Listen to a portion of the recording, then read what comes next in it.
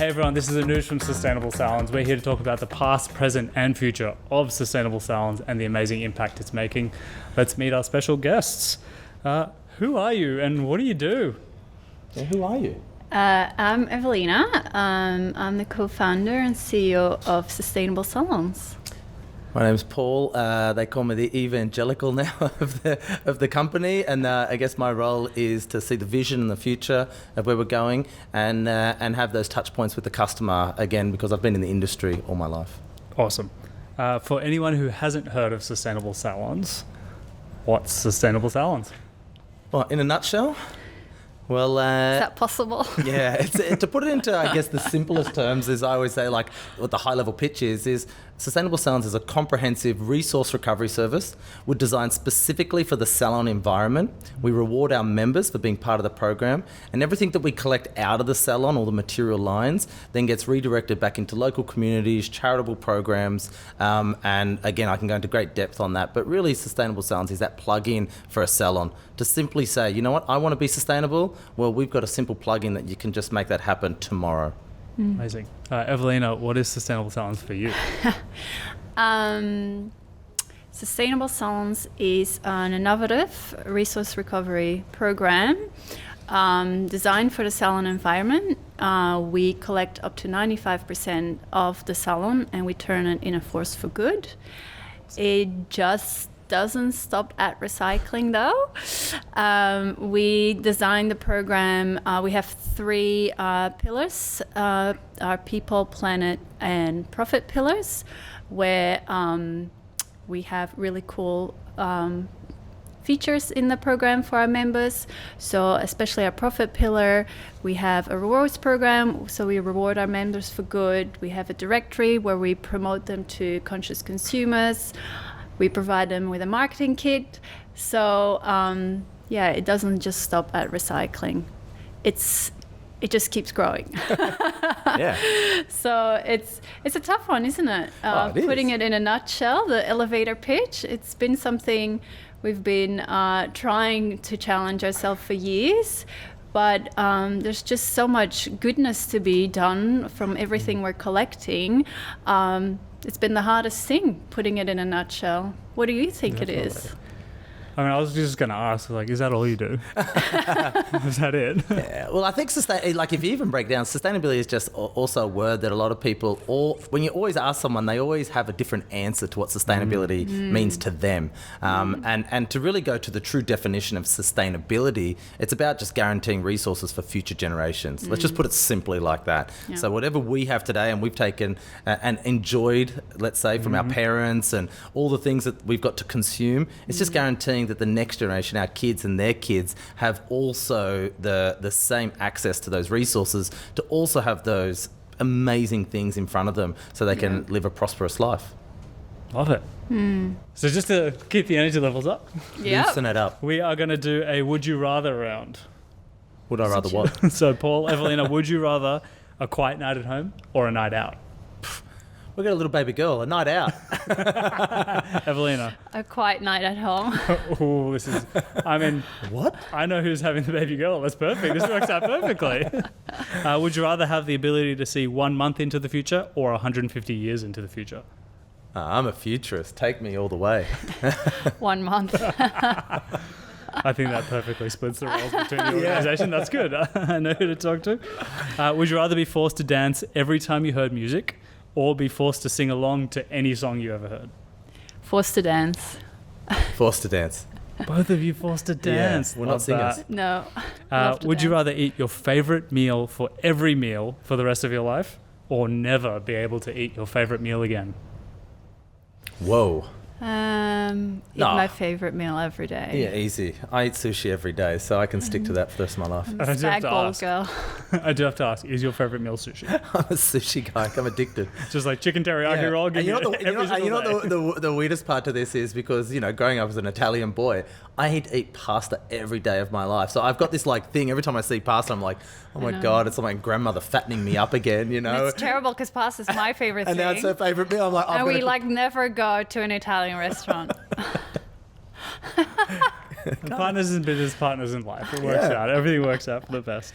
And then final, would you rather travel the world for a year on a shoestring budget or stay in only one country for a year but live in luxury?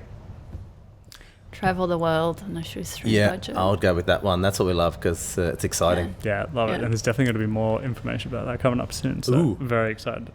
Thank you for that Would You Rather round. I hope that was fun. I just learned a few more things about Ewelina.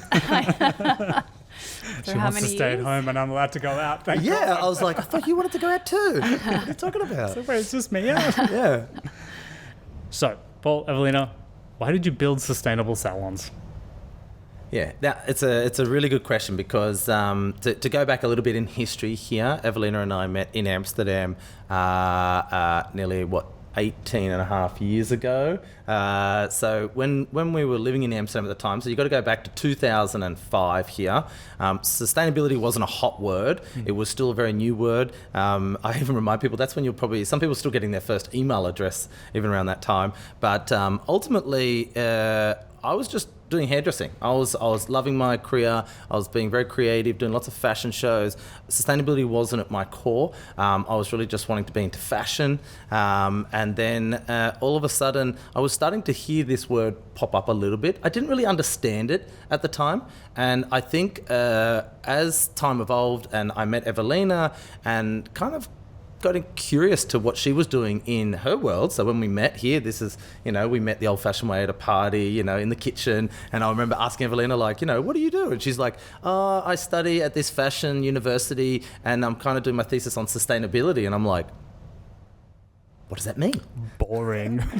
No, not at all. I was like, what does that mean? Because sustainability has all these definitions. And she's like, well, I'm doing this whole thing about studying the waste of the industry. And I'm like, I didn't even know there was waste in this fashion industry. Back then we were just consuming. Remember, you got to go back in those times. It was just we were consumable junkies. Sustainability wasn't a big word. People just wanted to consume more. And then Ewelina was like, no, well, I'm actually tracking the supply chain for customers about where actually the material comes from, right back to the cotton and where the water is coming from. And I just found that so fascinating. And I still remember saying to Ewelina at the time, can you do this for all materials?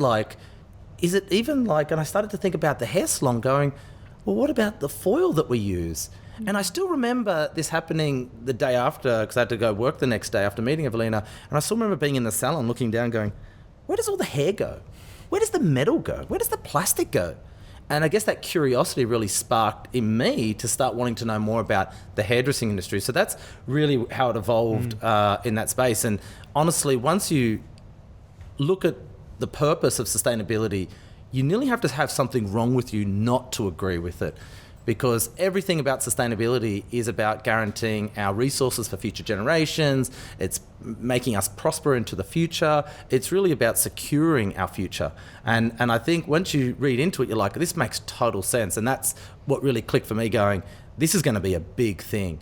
And I want to be the one that can bring this to the industry and the hairdressing industry. So I had to convince Ewelina. I'm like, hey, forget about that fashion industry. Why don't you come and look at the hair and beauty industry? So that's a little bit of my story, I guess. So then we flew off to Australia. So our adventure in Amsterdam sort of finished up.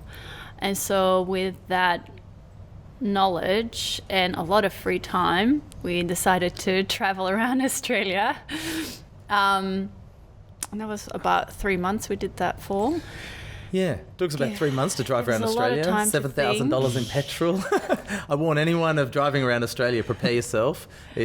What you think the price of petrol is in Sydney ain't going to be what it is once you start going outback. It nearly doubles, if not triples. So whatever you budgeted for is definitely gets out of whack. But gave us time, I remember, on this trip. The amount of time we had on this trip to talk. Yeah, lots of time to talk.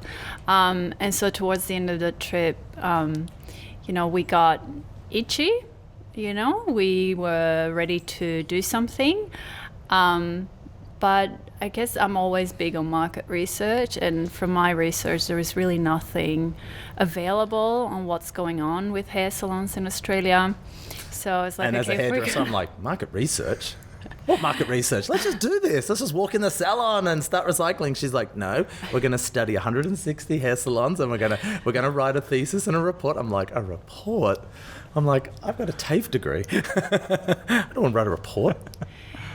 I think that's sort of the key thing, and that, I mean, we did that, and that sort of stayed with us in the business. And the way we educate the team on any new innovation, it's all about the research and staying close to the customer. And I think because of that research, I got to know the hairdressing industry. It was really interesting how open hairdressers were to us leaving them with bags saying, can you separate your foil and your hair for us, and we'll come and pick it up, and can you answer these questions for me? People were laughing at us. Just to paint a picture here, we would turn up to the willing to give information. I thought that was amazing. Wait, you want to take my trash? Yeah, go for it. Well, welcome to the hairdressing industry. Hairdressers are lovely people. They're just these kind people. Yeah, they're so creative. very kind. And when you walk into a salon and say, oh, look, we're going to study your waste for a week. We're going to leave you some garbage bags and you're going to fill it up with foil and hair and all this. They're like, okay. They just did it. And here we go, coming back, collecting it. I still remember taking, because we're living with my dad at the time. Yeah. And I still remember bringing all this material back to the house. And my dad's like, what the hell is all this? And I'm like, Dad, we're studying the salon waste. Just leave it alone. Don't worry. He's just like, why? Just put it in the trash. And I'm like, no, we're going to have to study the materials and how we can deal with it, where it can go. And of course, he comes from a generation that didn't, recycling was like, what's the point? But then once we kind of explained it over time, he was like, I think I'm starting to get what you guys are up to. So yeah, and that was critical because through that study, we found out that 1 million kilos of aluminium foil gets landfilled in Australia alone. Yeah. 400,000 kilos in New Zealand annually, so combined nearly 1.5 million kilos of foil just ended up in landfill just to foil women's hair. 1.5 million kilos a year. And here's an interesting stat, right? So I've been foiling. So foil came into trend 15 years prior to that. So it's 25 years today, nearly longer, but it's been around. So you think for 15 years we've just been landfilling 1 million kilos of foil. And when you tell a hairdresser, do you know how many times you can recycle aluminium? They're like, no. And you're like, infinitely. Forever and ever. We only ever needed 1 million kilos. If you just put it in the right bin, that's sustainability. And once you say to people, they're like, oh, that's easy. Yeah, that's all it is. And we're just guaranteeing that resource for future generations. And I think that's when it really clicks for people once they understand. So I totally get it. You got to do the research because then you know what problem you're actually solving. But actually educating people on what it's actually doing, that really just takes it to a whole new level. And people do get behind that. And then providing them with a solution. So again, through the research, we found, which seems very obvious, but that the salon owner and the team, they open a hair salon, work in a hair salon to do beautiful hair. They're not there to recycle. So once you understand that, you're like, okay, so we have to make sure that we design something that fits for them so it doesn't feel too hard. So that was also part of that research finding. It's not just about, okay, this is the big problem, but how do we resolve it? It's again with a customer first approach of, okay, what fits in their environment. They talk to clients, the everyday consumer every day, so let's provide them with communication. Let's make it super. Convenience was really the one thing that came out of it. If we can make it easy, like a plug-in, convenient, we give you everything, we'll teach you how to do it, and trust us, this is gonna work. Trust us. And I guess it becomes a no-brainer. It becomes a no-brainer. So, because we get it, right? If you're a business owner, really, I mean, if we go back to the why, it's once you discover all of this, and we're like, oh, okay, well, we've gone this far. Well, we might as well give this a go. And I think it was just the right timing. I think that whole idea of zeitgeist really was really in our favor. I think if we started the program, let's say 10 years ago, prior to that, maybe people wouldn't be ready for it. But because like those words of like eco-friendly were already trending in the hair salon. Organic. So people are like, oh, okay, yes, recycling, it's important. Oh, it's not happening. I better start thinking of how to do it. And then we presented them with like an all-in-one solution, and the rest is history, I guess. And now we're 10 years on, and there's it's evolved a lot, of course, because every business does. And your vision now is to make every salon experience sustainable. Yeah. So I'd love to hear, what does that mean for you, Paul? What does it mean to make every salon experience sustainable? Yeah. So the way we see this, it's the real person who has to be engaged in this journey, and especially in the program that we're creating, it looks like it's the salon, but to us it's actually the customer. You're the one choosing that salon. You're the one choosing to go in there and have a half a head of foils, a haircut, load up on whatever it needs that's going to give you the desired look, right? But with all of that comes waste. So you have to be responsible for that. So the way we see this is it's every customer must take responsibility for that journey. So it's our role to make every customer's experience sustainable. So as you enter that salon, that you know that you're actually on the right side of history coming out of the salon too. So that's been for us at our core always from the beginning, and the way we charge for the service is designed that way too. We don't put the cost onto the salon owner, we put the cost onto the consumer coming in. And what we found doing this as well, which is really good, as a salon owner, you don't have to lose any revenue for your business, which is critical because everyone's in business to make money. Totally get that. But is the customer ready to pay for the future? And what we never knew this in the beginning, of course, but as we had to ask salons, please trust us. Like, we think we've done our right research, but you never know if you've done enough. But we've asked enough people, we've talked to a lot of people. I think we've got the confidence now to do this. We can put that charge, and back then it was $2. So we said we're going to add $2 on the final bill, and the customer will pay for it. And 10 years later, it has proved out to be a huge success. Is the customer is ready to pay for the future. They're actually embraced to pay for it, which has given all the confidence to the salon to execute sustainability within their environment. And now the customer is actually a part of the solution. So that's critical to that why. Like that's really the part of like every salon experience must be sustainable, and it's done through that mechanism, because then we take care of the rest. That little fee means we can do all these amazing initiatives. And we're starting to see it in all purchasing for consumers, where you choose to spend more on ethical products, on values-based products, on sustainable products.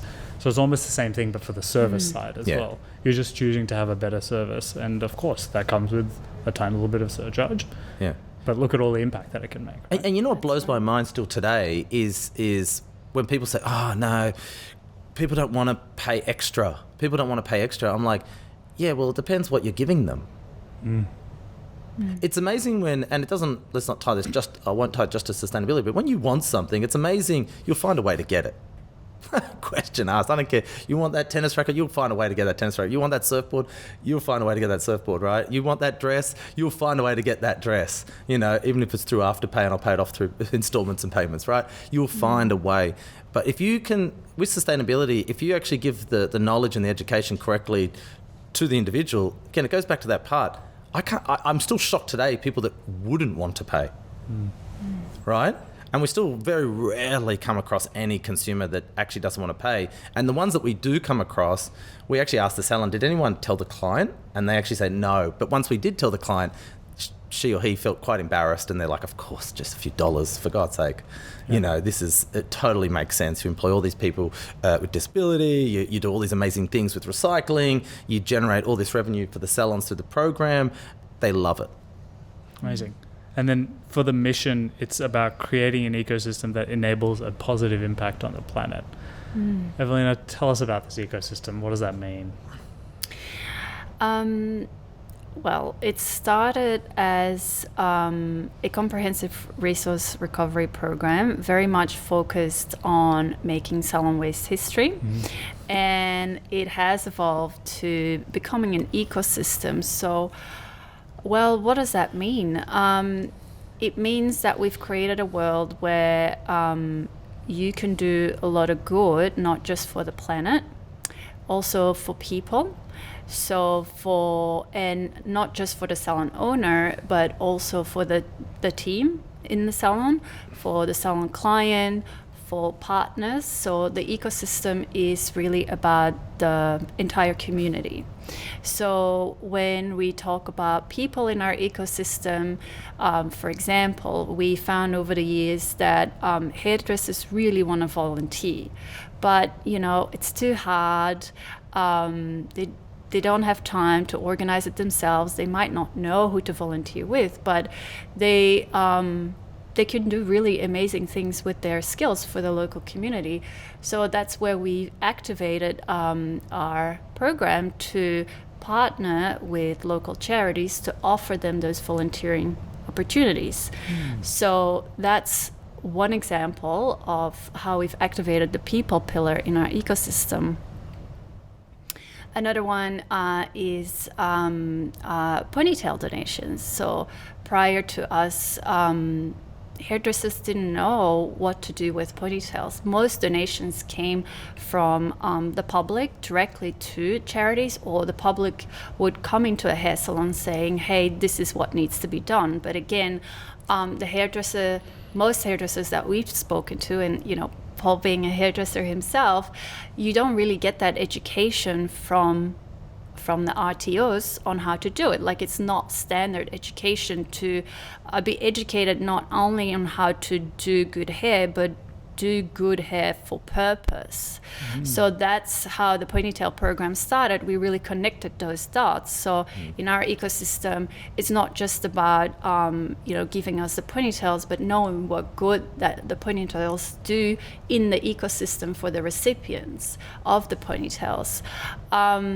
So the ecosystem has grown also in that profit pillar, where we from the beginning, we were always like, okay, great, we've got these bins where we can recover up to 95% of what you give us, but we want to go that one step further, like what else can you do in the salon to make your salon sustainable? So we initiated a rewards program where our eligible members can earn points and redeem them for products and services that make them even more sustainable. So whether that means having eco-friendly cleaning products, or having even business coaches to do better marketing, to now recently we launched our first closed loop range. So it's retail range of our members that they can actually, through that program, buy back, in essence, their waste and retail it. The circular economy in action, right? That's right. All within one business. So another really good one in the ecosystem that has evolved over the years is how do we promote our members to this world of people who are equally driven by values, that want to have their hair or beauty or pet grooming service done at a salon in that area that shares their value system, and that's where our salon directory comes in. That's where we promote our members, and recently we've been tracking that as well to see how many people are finding our members. So the ecosystem keeps growing. So it's really not just about recycling anymore. Right. But that's the cool thing, and that's okay. So again, something that has started about recycling is evolving into a circular economy, is evolving in becoming for purpose. But that's a good thing, and we just have to make sure that along that journey we keep educating our hair salons and our community that's what is happening. Only more goodness is coming their way. I can see that. So we've actually talked about all three of those pillars: people, planet, and profit, which is unbelievable. So on the planet, you have best resource recovery service that exists in Australia, and you're making closed loop products from the waste that you're actually picking up. For profit, you have the reward store as well as the salon directory, which actually drives people straight to Sustainable Salons. And then for people, you're also doing volunteering and ponytail donations. Yeah. So it's really ticking all three of those boxes and creating that full ecosystem for everything that you do. Yeah. One thing that you did talk about was ponytail donations. What the heck happens to ponytails? Yeah, right. Well, do you mean what happens once it's been cut off and comes through our stream? Yeah, it's a really good question. Well, maybe to even put some context to this, well, what's the problem we're solving, right? Yeah. The problem we're solving, right, when we looked at this in the beginning, so we got to go back to 2010 when we're doing our research. Ponytails wasn't on the list of things that we were thinking of collecting. It just came up very quickly because as a hairdresser, I quickly spotted an organisation at the time that was Variety. It was the only charity that was collecting ponytails for children with alopecia. And they caught my attention because I thought, oh, that's interesting. I've been a hairdresser 20 odd years. I've never sent in a ponytail. Asked 10 of my friends and they're like, no, never. And then the ones that did, they're like, oh yeah, I think a girl came in once and she was raising money for a charity and I cut it off for her. But I'm like, so you don't spot ponytails. Like when a girl's coming in to get a haircut, let's say she's got long hair and she wants a bob, well, we'll just cut it and throw it in the bin. We wouldn't think that there's 4 ponytails there potentially that you can collect. So I was starting to think, well, I asked the guys at Variety, I said, are you lacking ponytails coming through the stream? They say, lacking?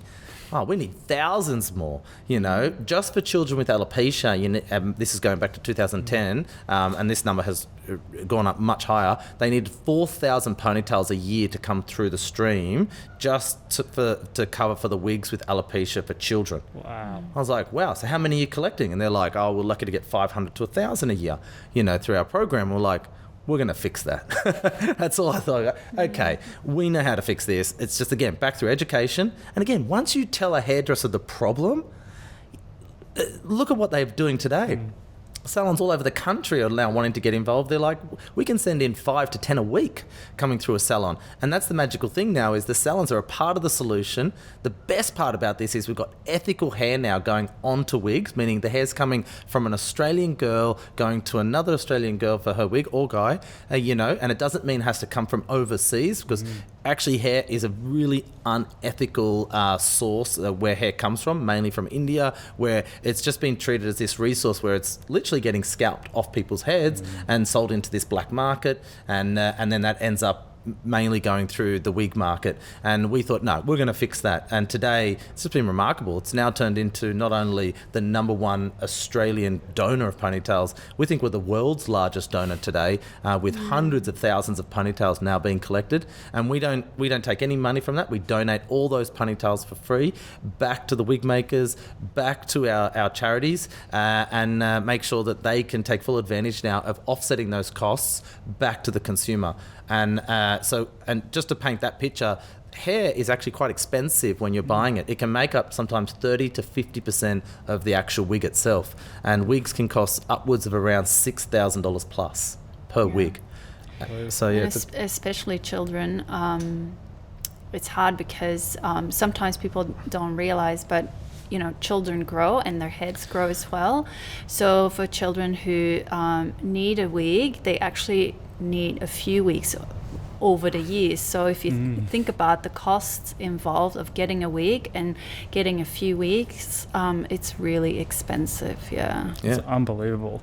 Yeah. And the best part is, so you're a salon, you're now a sustainable salon.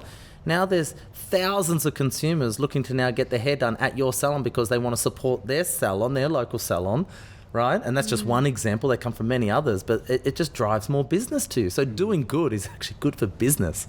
And so many of our salons now see that, of course, and we're trying to encourage more salons to realise that it's, yes, you might always think like, oh, if I've got to do good, it's going to cost me money. No, it's actually good for business. Paul, Ewelina, thank you so much for talking us through your why and the incredible impact you're making on the planet. Again, is that it? Is that all you do? There's so much more. You don't even want to get me started. This is as long as you want it. But honestly, when it comes back to impact, we're just built for impact. Yeah. Thank you for going through it. Thank you. Thanks. Thanks, Paul and Ewelina, for talking us through your incredible why and the big mission to change the industry. Check out the next episode. We'll be talking about how Sustainable Salons began and where it is today and the impact it's made along the way.